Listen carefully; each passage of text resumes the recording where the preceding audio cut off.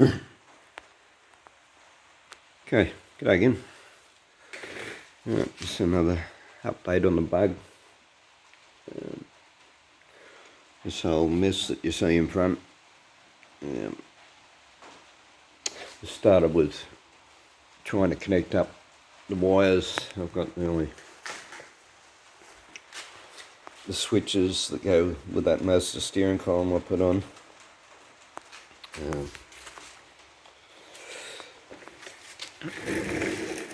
There's the plugs that go onto it. Well, with the exception of the ignition is still connected to the column at the moment. Okay, now what I didn't like where the original fuse box was. I also didn't like the type of fuses there. You can't buy them at your local garage. If you blow a fuse out, you want to drive somewhere. So yeah, I wanted to change it to the later model blade fuses. I cut the opening where the fuse box was, welded another plate in there, a plate that has a hole, come off the back of the washing machine actually, an old washing machine. The hole fits this plug, which is also left over from some sort of Toyota. This is a fuse box off a Toyota Corolla. I've made mounts for that inside the luggage compartment just behind the steering column, and these will, as I said, these come through the steering column, and all of the interior and rear wiring will be coming through at this point right next to the steering column.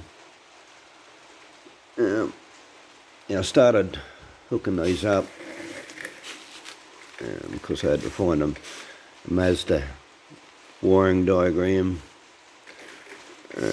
which I did. I've hooked up all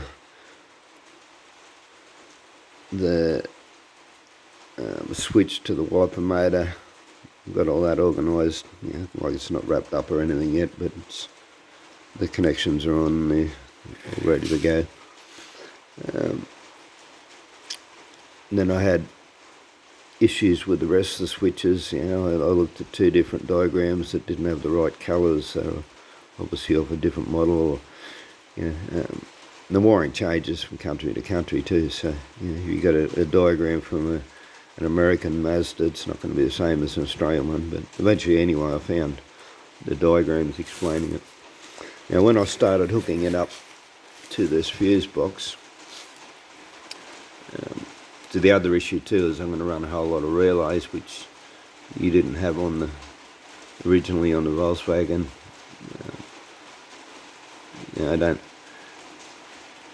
I run relays so that you haven't got heavy voltages running through your switches and burning them out.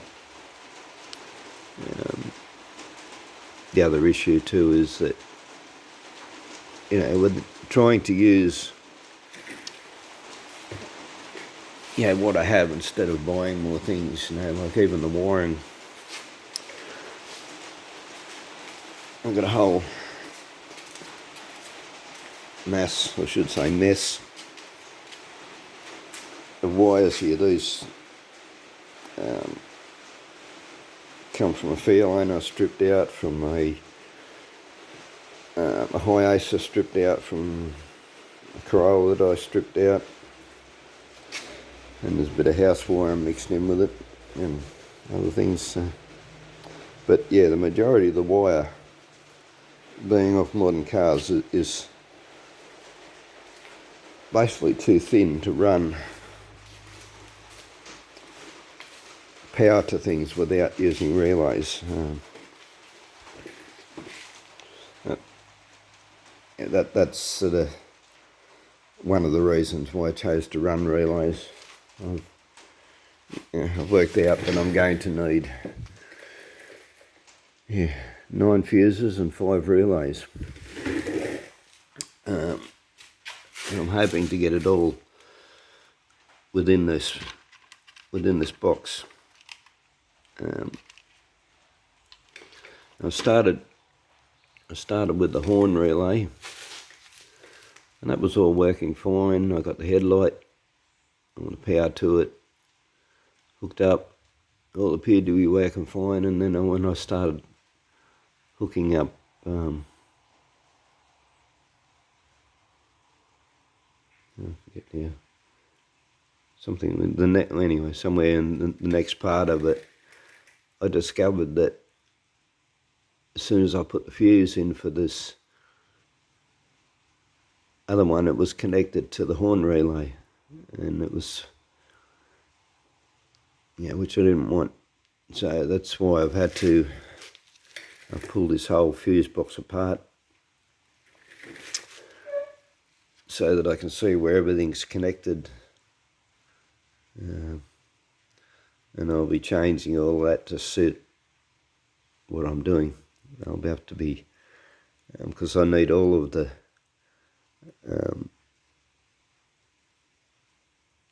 all of the relays, all of the fuses in here.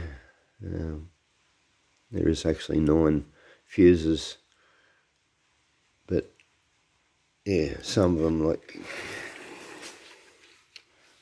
don't actually have connections for the fuses, so I'm going to have to add them, which is why I pulled apart another Toyota fuse box so I can take the fuse holders out of that and add them onto here so I have enough fuses. But yeah, getting back to the horn relay,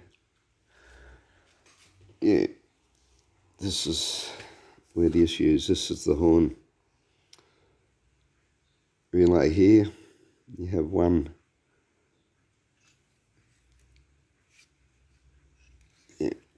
wire which feeds 2 terminals on the relay, which is what I want, but it's then connected via this piece here. You see the red line? I'm going to cut that off because I don't want it connected to anything else. And yeah, so I've yet to see what else I'm going to have to connect. Yeah, where else I'm going to have to cut this thing, and I'll probably have to connect some of them up as well. So I'll be cutting strips of this, cutting out strips of these like that, and using them to join some others. I don't know which ones just yet, but yeah, and it's a complicated mess. But yeah, we'll figure it out. As I said, I want everything tidy and in there. I don't think I'm going to be able to get all the relays. I might run relays for the reversing lights at the back. A relay for the reversing light. So, because all the power and everything's already at the back, it'd be silly to run all those wires up the front anyway. So, yeah. So one of the relays can be at the back, but it still means that I need 4 relays in this box. So the 4 relays should be 3 for the high beam, the low beam, the driving lights, and the horn. So I think that's the only things I actually need relays for. Of course I got to get a flashy unit. The indicators, which probably won't. It's not likely to be able to mount inside this box. If I can, it will, but I can't see that happening. But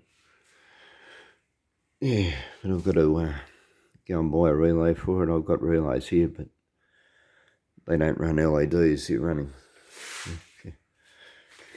All the indicators are LED, so I need an LED flash unit. The other ones won't work on it. The old style ones, mechanical. Yeah. Anyway, so that's where we're at. Changed my steering box over yet again. Back to the original. Appears to be okay so far. Yeah, and up here, it's the pitman arm I painted up. This is where I've mounted the Mazda wiper motor so that I can have intermittent wipers. That's been mounted onto the frame with the original wires.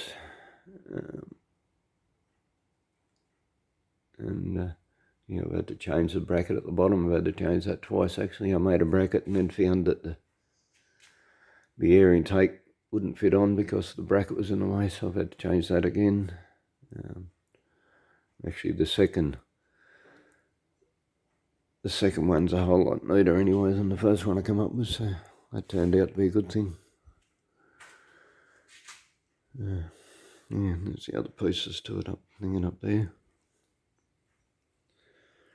I was going to update the spindles to the ladle style ones, but yeah, having spoken to the VW people, they're not interchangeable anyway. So,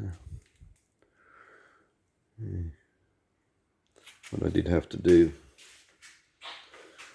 in hooking up the wiper motor is that this is the arm of the Toyota or the Mazda wiper motor, which was too long, so I've had to shorten it and add the linkage pin off the original one, so that, these, you got 3 arms, they all need to be the same length for it to work properly. So anyway, we've got that. I can't actually connect any of that up until because I've actually turned the wiper motor off.